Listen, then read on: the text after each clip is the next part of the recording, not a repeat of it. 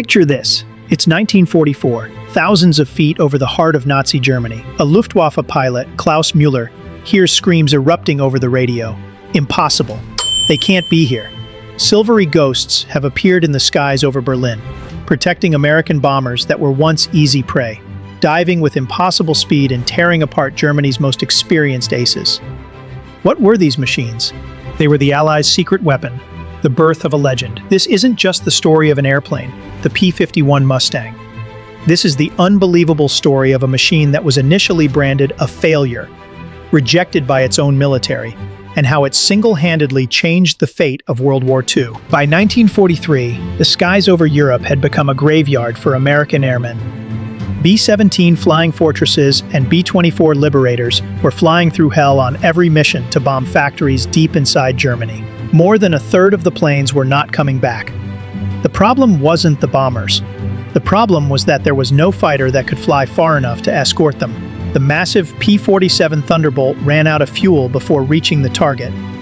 The legendary British Spitfire's range was a joke. The P-38 Lightning constantly suffered engine failures in the freezing high altitudes of Europe.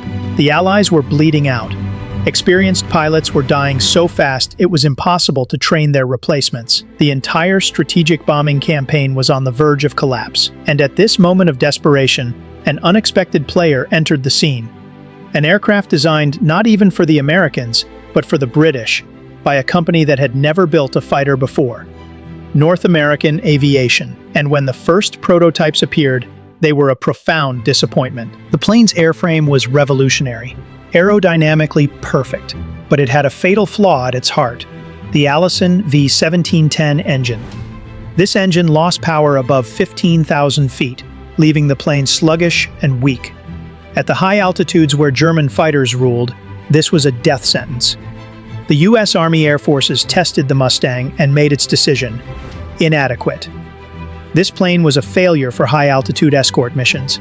It was cast aside, relegated to low-altitude reconnaissance, left to rot in a warehouse. The weapon that would change the war was abandoned. But then, a British test pilot came up with the illegal idea that would change everything. Rolls-Royce pilot Ronald Harker flew the failed American plane and saw the airframe's potential. He turned to the technicians and asked the historic question: what if we could fit our legendary Merlin engine, the one from the Spitfire, inside this thing? This was more than an engine swap. It was an operation to create a monster. American and British engineers worked in secret, merging the American body with a British heart. The cooling systems, the weight distribution, everything was redesigned. And the result was one of the greatest leaps in aviation history. The sluggish plane that suffocated at 15,000 feet with its Allison engine now climbed like a rocket to 30,000 feet with the Merlin. Its top speed increased by 100 miles per hour, and its range became unbelievable. It could now fly to Berlin, fight German aces, and fly back to base with ease. That rejected, failed project had just transformed into the deadliest fighter plane on the planet. When these new P-51 Mustangs appeared over Europe in early 1944, the apocalypse began for the Luftwaffe. German pilots, accustomed to hunting defenseless bombers, couldn't believe the silvery devils they were seeing deep inside their own territory. The hunters had become the hunted. And these new Mustangs weren't just defending bombers. They were given a new order: attack.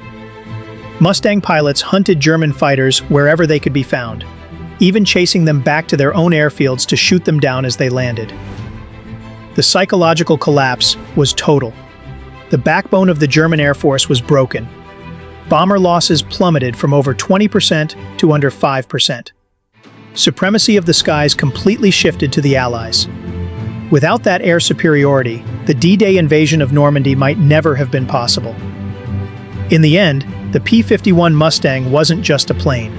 It was a symbol of innovation born from desperation, of international cooperation, and most importantly, of the courage to believe in an idea that everyone else called a failure. That day, Germany didn't just meet a new plane. It met the rejected ghost that had come to win the sky and the war.